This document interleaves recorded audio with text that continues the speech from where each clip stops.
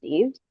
And I do feel like she has strong, I would say this is probably a husband or a brother who is trying to like give her input, and she won't listen to anybody. So she is the architect of her own unhappiness. She has a husband and a brother. I mean, how is her husband? I mean, like, is he like, do you see a happy marriage here? Like, what do you see about her home life? Because she does have a husband and she has five kids, four or five kids. You see the details really blend a little bit for me too. At least four kids. I think she has five kids. I guess I should know So this, but I it's don't. probably five. It feels The like a devil lot. is in the details, but sometimes I'm not in the details. I think it's probably five because this You feels think? like a, mm-hmm. And it also feels like she's been with this husband for a long, long time. Same husband, same father. I am seeing infidelity in the past. I do not see infidelity now, so that's a good thing.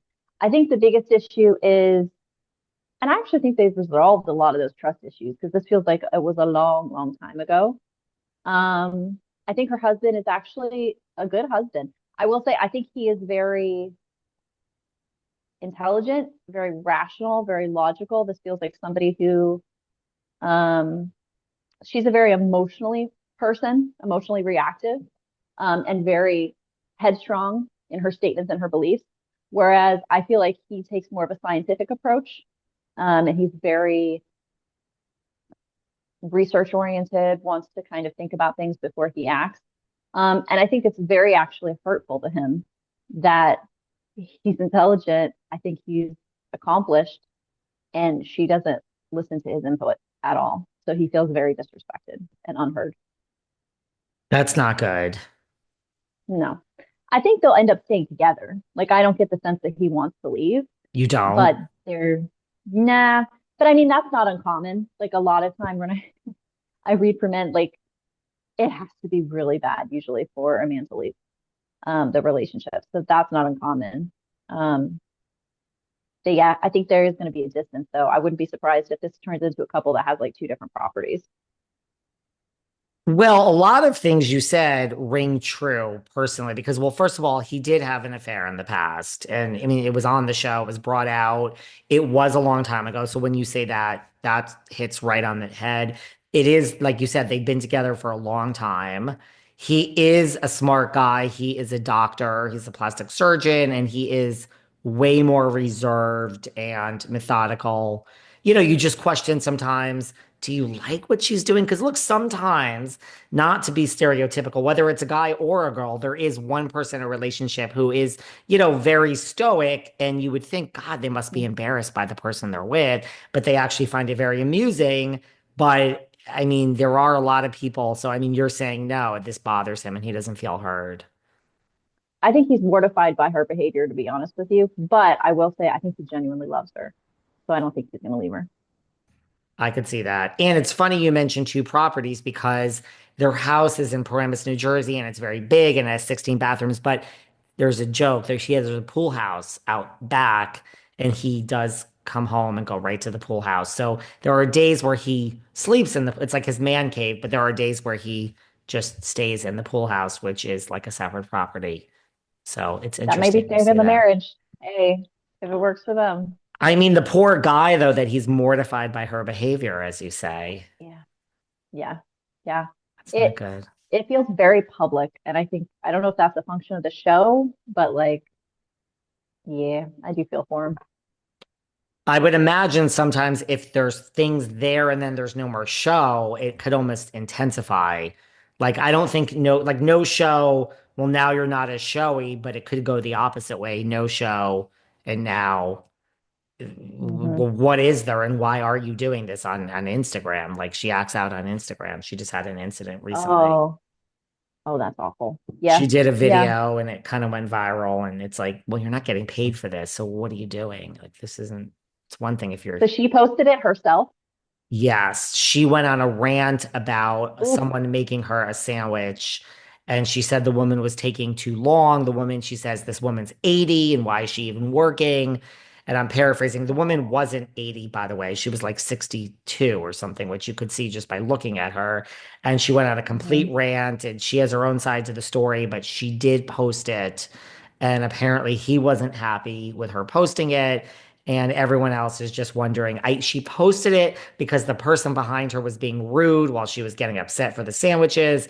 And she says that she posted it because she thought people would say, wow, the guy behind you was being really rude. She kept changing the order. Like, wait a second, I want that one large. I said mayo, I really want mustard. Like, it was that type of order. And then at the end, she wanted to add a tuna sandwich. And the woman behind the counter is like, like if you go to Starbucks and like you order your drink, but then you have to like Yeah. move along, like you get your beverage or your food at Chipotle, like at a different area. So once you check out and you paid and you're waiting for your food, you don't just add it to this, you have to go back to the register. So when she went back, the Mhm. woman was like, look, you have to get in the back of the line.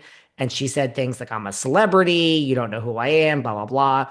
And then the Oh woman God. said, yes. And then the woman said, well, just if the guy behind you is okay with you cutting the line and adding a tuna sandwich, okay. And the guy was like, you're not cutting the line. We just witnessed all this bullshit. And she's like, I can buy you 10 times over. My husband has so much money, blah, blah, blah. And then that's when this whole thing started. And so she posted it, she said, thinking that people would say, what a evil, mean guy behind you, not letting you cut in line. And yes, it had the total opposite effect. No one thought this guy was mean. They all thought that she was completely unhinged and arrogant. What a stupid reason. And from what I'm seeing, it feels like it's had negative effects on both her marriage and her professional life. So that's just tone deaf. That's what I mean when I say completely tone deaf. She's got to just put a pin in it. We'll Hmm. put Teresa aside for today because we have some other things to get to before we wrap up. Let's talk about these two people are not even on Bravo, but it's Blake Lively and Justin Baldoni. They're two people, they're in the public eye. They're both famous. I don't know, if you know of Blake Lively, I mean, many people do. Justin Baldoni, maybe less so. But so it's a man and a woman. Blake Lively and Justin Baldoni. What are your cards and what is everything telling you about them? Let's see. I mean, so I am seeing scapegoat. Blake Lively is interesting. I think that she has two sides, and it feels like one can be extremely loving and very kind, very charming. The other side, it feels like, is rather insensitive. And I'm also seeing the symbol for exploitation from her. So it feels like she is not afraid to exploit sensitive topics for her own benefit. And speaking of tone deaf, I'm going to say again, it feels like somebody who may be socially tone deaf and not really understand how she's being perceived all the time.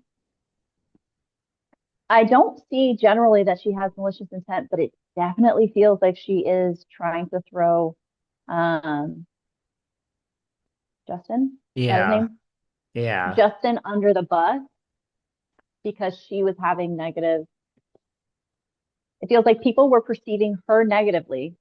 And so then she tried to paint herself as the victim by throwing him under the bus. That's my perception. And the connection between the two of them, it definitely feels like it's soured for him. Um, I feel like I mean, he's not the best guy ever. He's not the worst. But in this situation, I actually feel like he's kind of the one that is being